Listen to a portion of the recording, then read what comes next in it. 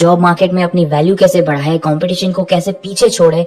देखो फंडा सिंपल है, आपको समय के साथ चलना होगा। जो चीजें आज काम कर रही है वो कल आउटडेटेड हो सकती है। आने वाले कुछ सालों में इंडस्ट्रीज का पूरा डायनामिक बदलने वाला है। कोई नई तरीके से काम करेगा, कोई नए टूल्स यूज करेगा और कोई नए माइंडसेट के साथ सबको पीछे छोड़ देगा। आप किस कैटेगरी में रहेंगे ये सिर्फ एक चीज तय करेगी। अगर आप इस बदलते जमाने में अपनी जगह बनाना चाहते हैं तो आज से ही तैयारी शुरू करनी होगी। आज की इस वीडियो में मैं आपको 7 ऐसी स्किल्स बताने वाला हूँ जो अगर आपने साल 2025 में सीख ली तो आपको जॉब मार्केट में डोमिनेट करने से कोई नहीं रोक सकता। मैं दावे के साथ कह सकता हूँ कि ये वीडियो आपके करियर को 10x ग्रोथ तक ले जाने वाला है, तो वीडियो बिल्कुल लास्ट तक देखना। Number 1, Meta learning.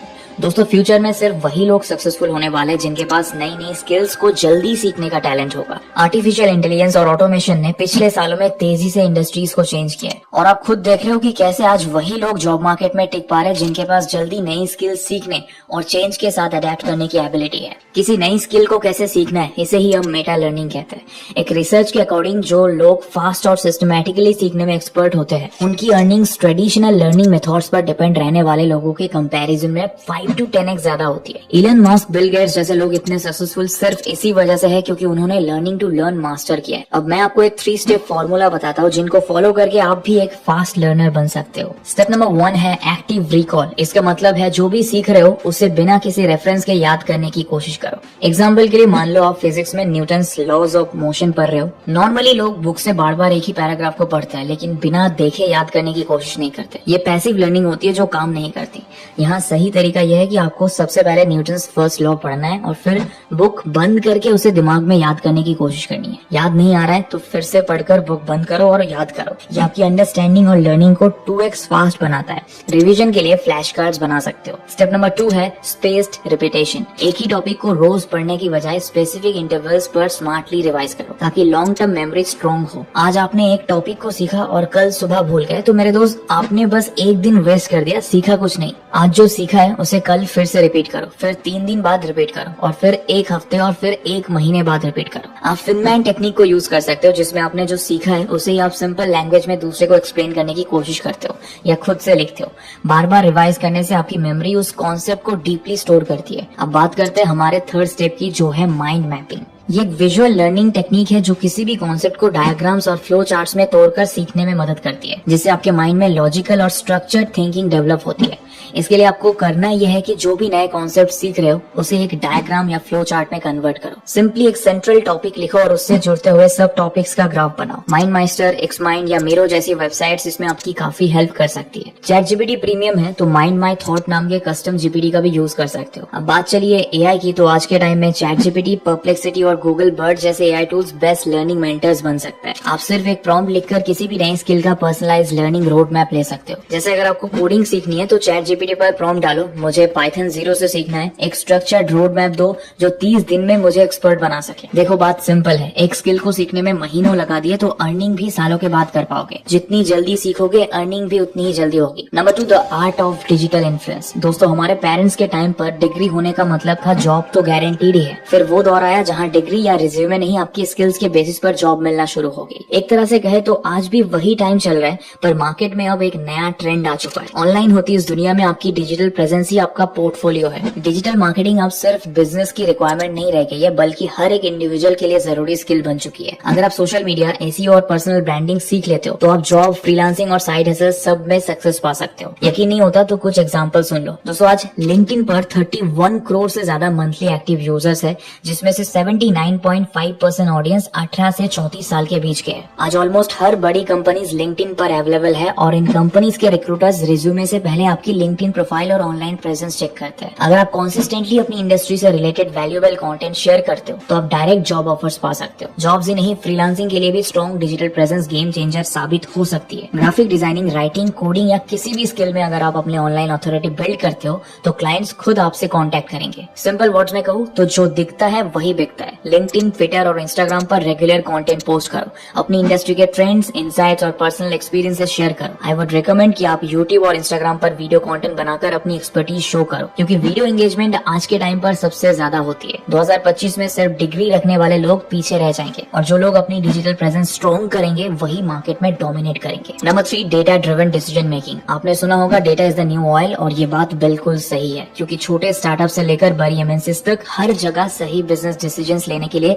Data analysis का यूज हो रहा है, और इन्हीं डेटा ड्रिवन इनसाइट्स के बेसिस पर बिजनेसेस ग्रोथ स्ट्रेटेजीज बनाते हैं। यानी अगर आप ये स्किल सीख लोगे तो आपको हाई पेइंग जॉब्स डेफिनेटली मिलेंगी, चाहे फिर आईटी सेक्टर हो, मार्केटिंग, फाइनेंस, हेल्थ केयर या रिटेल, हर सेक्टर में डेटा एनालिसिस की डिमांड है। आज 70% कंपनी सिर्फ उन्हीं कैंडिडेट्स को प्रेफर करती है जिनके पास एनालिटिकल स्किल्स होती है। अब क्वेश्चन ये है कि आखिर इस स्किल को अचीव कैसे किया जाए। बिल्कुल बेसिक से बताओ तो सबसे पहले एक्सेल और गूगल शीट्स मास्टर करो, जिनमें आपको पीवर्ड टेबल्स और फॉर्मूला सीखना जरूरी है। साथ ही डब्ल्यू और पावर बीआई जैसे टूल्स डेटा विजुअलाइजेशन और बिजनेस इंटेलिजेंस के लिए गेम चेंजर हो सकते हैं। सुनकर बिलीव नहीं होगा कि विकास नाम का ये बंदा अपवर्क पर सिर्फ पावर बीआई की सर्विस देकर 8 करोड़ से ज्यादा कमा चुका है। डब्ल्यू और पावर बीआई के अलावा डेटा एनालिटिक्स में पाइथन, एक्सेल और माइएसक्यूएल भी आता है। जस्ट इमेजिन अगर आप इन सभी स्किल्स को सीख लेते हो कितनी तगड़ी अर्निंग कर सकते हो। Number 4, AI and tech adaptability. दोस्तों एआई से आपकी जॉब को 1% भी खतरा नहीं है।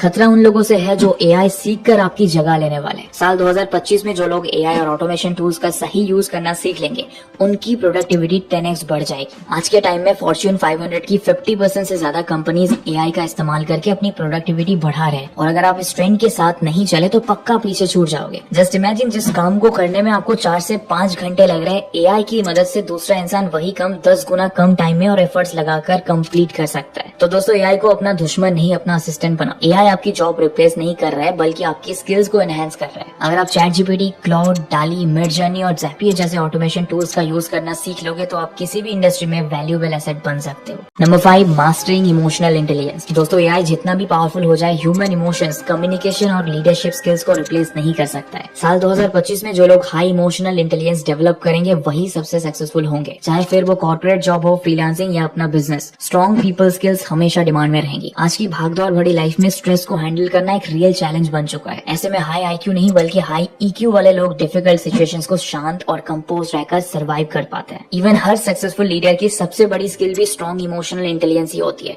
हार्वर्ड की एक रिसर्च के अकॉर्डिंग हाई ईक्यू वाले लोग 90% केसेस में बेटर लीडर्स होते हैं, क्योंकि ऐसे ही लोग क्लाइंट्स या कस्टमर से ट्रस्ट बिल्ड कर पाते हैं और कॉन्फ्लिक्ट्स के फास्टर सोल्यूशंस निकालकर लॉन्ग टर्म सक्सेस हासिल कर पाते हैं। अब इमोशनल इंटेलिजेंस का इंपॉर्टेंट तो समझ आ गया, पर इसे अपने अंदर डेवलप कैसे करें, इसके लिए 4 गोल्डन रूल्स बताता हूँ जिन्हें फॉलो कर लिया तो आपकी लाइफ ट्रांसफॉर्म हो जाएगी। रूल नंबर 1 है प्रैक्टिस एक्टिव लिसनिंग। जब कोई बात करे तो सिर्फ सुनो नहीं, उनके इमोशंस को समझने की कोशिश करो। रूल नंबर 2 है इम्प्रूव योर सेल्फ अवेयरनेस। खुद के इमोशंस पर कंट्रोल रखना सीखो। जब भी फ्रस्ट्रेशन या स्ट्रेस आए तुरंत रिएक्ट करने से पहले थोड़ा सोचो और फिर एक्शन लो। नंबर 3 है बिल्ड एम्पैथी, यानी दूसरा इंसान कैसा फील कर रहा है या उसका मूड कैसा है उसे समझना। अपने कलीग्स, क्लाइंट्स और दोस्तों के पर्सपेक्टिव्स को समझो, क्योंकि ये आपकी डिसीजन मेकिंग एबिलिटी और इन्फ्लुएंस इंक्रीज करता है। एंड रूल नंबर 4 है लर्न टू रिजॉल्व कॉन्फ्लिक्ट्स। चाहे आपका घर हो, कोई पब्लिक प्लेस हो या फिर आपका वर्क प्लेस, कॉन्फ्लिक्ट्स और डिफरेंस इन ओपिनियंस काफी कॉमन होते हैं, पर कॉन्फ्लिक्ट्स को बढ़ाने की नहीं, उन्हें इफेक्टिवली सॉल्व करने की कोशिश करो। रिमेम्बर, जितना कॉन्फ्लिक्ट में डीप जाओगे दूसरे इंसान के साथ आपकी रिलेशनशिप उतनी बिगड़ेगी, जो अल्टीमेटली आपकी मेंटल हेल्थ को ही अफेक्ट करने वाला है। Number 6 negotiation and persuasion. दोस्तों नेगोशिएशन एक ऐसी स्किल है जो आपकी सैलरी, बिजनेस डील्स और डेली लाइफ डिसीजन सभी पर डायरेक्ट इम्पैक्ट डालती है। चाहे तुम एक हाई पेइंग जॉब लेना चाहते हो, अपनी सैलरी इंक्रीज करना चाहते हो या किसी क्लाइंट से डील क्लोज करना चाहते हो, अगर आप नेगोशिएट करना सीख लोगे तो हमेशा कंट्रोल आपके हाथ में होगा। एक रिसर्च के अकॉर्डिंग जो लोग नेगोशिएशन और पर्सुएशन सीखते हैं उनकी सैलरी या रेवेन्यू 15 to 20% तक बढ़ सकती है। एक बार इन दोनों वर्ड्स को समझे तो नेगोशिएशन का मतलब होता है अपनी वैल्यू को कम्युनिकेट करके बेस्ट पॉसिबल डील लेना और म्यूचुअली बेनिफिशियल एग्रीमेंट पर पहुंचना। वही पर्सुएशन का मतलब होता है दूसरे इंसान को कन्विंस करना सो दैट वो आपकी बात को एक्सेप्ट करे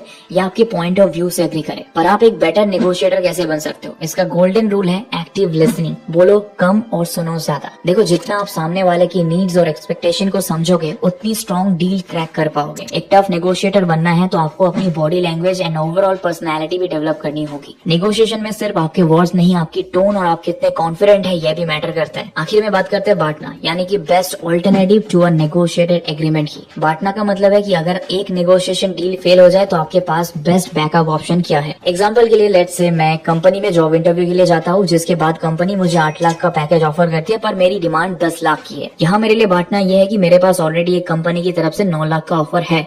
इसके कारण मेरी पोजीशन स्ट्रांग हो जाएगी और पॉसिबल है कि मैं कंपनी से इजीली 10 लाख का पैकेज नेगोशिएट कर पाऊंगा। तो साल 2025 में जो लोग नेगोशिएट करना सीख लेंगे वही बेस्ट सैलरीज, बेस्ट डील्स और बेस्ट अपॉर्चुनिटीज ग्रैब कर पाएंगे। Number 7, strategic problem solving. दोस्तों, साल 2025 में प्रॉब्लम सॉल्वर्स की डिमांड हाईएस्ट होने वाली है। एम्प्लॉयर्स और एंटरप्रेन्योर्स ऐसे लोगों को चाहेंगे जो सिर्फ प्रॉब्लम्स को आइडेंटिफाई ना करे बल्कि उनका इनोवेटिव सॉल्यूशंस भी दे सके। जो लोग स्ट्रेटेजिक सोचने में एक्सपर्ट होते हैं वही लीडर्स, इनोवेटर्स और हाई अर्नर्स भी बनते हैं। गूगल, टेस्ला, अमेज़न जैसी कंपनीज भी प्रॉब्लम सॉल्विंग एबिलिटी को हायरिंग का सबसे बड़ा फैक्टर मानती है। देखो, हर जॉब और बिजनेस में क्रिटिकल थिंकिंग की जरूरत होती है और जो लोग अपनी थिंकिंग से डिफिकल्ट प्रॉब्लम्स का स्मार्ट सोल्यूशन निकाल सकते हैं उनको हमेशा टॉप पोजीशंस मिलती है। एक और बात ये भी समझ लीजिए कि एआई चाहे कितना भी पावरफुल हो जाए, वो प्रॉब्लम्स के सोल्यूशंस तो निकाल सकता है, लेकिन out of the box thinking इंसानों के पास ही होती है। लेकिन आखिर अपने आप में ये स्ट्रेटेजिक प्रॉब्लम सॉल्विंग कैसे डेवलप कर सकते हैं, इसका जवाब आपको 4 गोल्डन रूल से बताता हूँ। रूल नंबर 1 है 5 व्हाइज फ्रेमवर्क। जब भी प्रॉब्लम आए तो उसका रूट कॉज समझने के लिए 5 बार व्हाई पूछो। जैसे मान लो आपकी कंपनी की सेल्स काफी कम है, तो पहला व्हाई होगा कंपनी की सेल्स कम क्यों है। जवाब, नए कस्टमर्स नहीं आ रहे। अब यहाँ से दूसरा व्हाई निकलता है कि नए कस्टमर्स क्यों नहीं आ रहे। जवाब, क्योंकि लोग हमारे प्रोडक्ट के बारे में कम जानते हैं। वाई नंबर 3, लोग हमारे प्रोडक्ट के बारे में कम क्यों जानते हैं। जवाब है, क्योंकि कंपनी की मार्केटिंग वीक है। वाई नंबर 4, कंपनी की मार्केटिंग वीक क्यों है। जवाब है, क्योंकि कंपनी के सोशल मीडिया कैंपेन्स और एडवर्टाइजमेंट्स इफेक्टिव नहीं है। वाई नंबर 5, कंपनी के सोशल मीडिया कैंपेन्स और एडवर्टाइजमेंट्स इफेक्टिव क्यों नहीं है। जवाब है, टारगेट ऑडियंस डिफाइन नहीं है। ऐसे 5 बार वाई के साथ सवाल पूछकर हम प्रॉब्लम का रूट कॉज फाइंड कर सकते हैं। रूल नंबर 2 है स्वॉट एनालिसिस। किसी भी सिचुएशन या डिसीजन का strength, weakness, opportunity, threat analysis करना सीखो। ये बिजनेस और करियर दोनों के लिए पावरफुल स्ट्रेटेजी है। रूल नंबर 3 है प्रैक्टिस लैटरल थिंकिंग। देखो, हम इंसान जब किसी प्रॉब्लम का सोल्यूशन फाइंड करने की कोशिश कर रहे होते हैं तो फर्स्ट सोल्यूशन माइंड में आते ही उसे इम्प्लीमेंट करना शुरू कर देते हैं, पर आपको ऐसा नहीं करना है। एक प्रॉब्लम के मल्टीपल सोल्यूशंस निकालने की आदत डालो। इनोवेटिव सोल्यूशंस निकालने वाले लोग हाई पेइंग जॉब्स और लीडरशिप रोल्स ग्रैब करते हैं। एंड फाइनली रूल नंबर 4 है read case studies. Successful businesses और स्टार्टअप्स की केस स्टडीज पढ़कर समझो कि उन्होंने प्रॉब्लम्स कैसे सॉल्व की। 2025 में जो लोग प्रॉब्लम्स का बेस्ट सोल्यूशंस ढूंढने में एक्सपर्ट होंगे वही दुनिया में आगे बढ़ेंगे। तो दोस्तों, ये थी 7 ऐसी स्किल्स जो 2025 में आपको जॉब मार्केट में डोमिनेट करने में हेल्प करने वाली है। अब आप कमेंट करके बताओ कि इस साल के अंत तक आप इनमें से कौन कौन सी स्किल्स अपने अंदर देखना चाहोगे। और हाँ, साल के आखिरी दिन इस वीडियो पर फिर से आकर जरूर बताना कि आपने अपना टारगेट अचीव किया या नहीं। वीडियो वैल्यूएबल लगा हो तो लाइक और शेयर जरूर करना।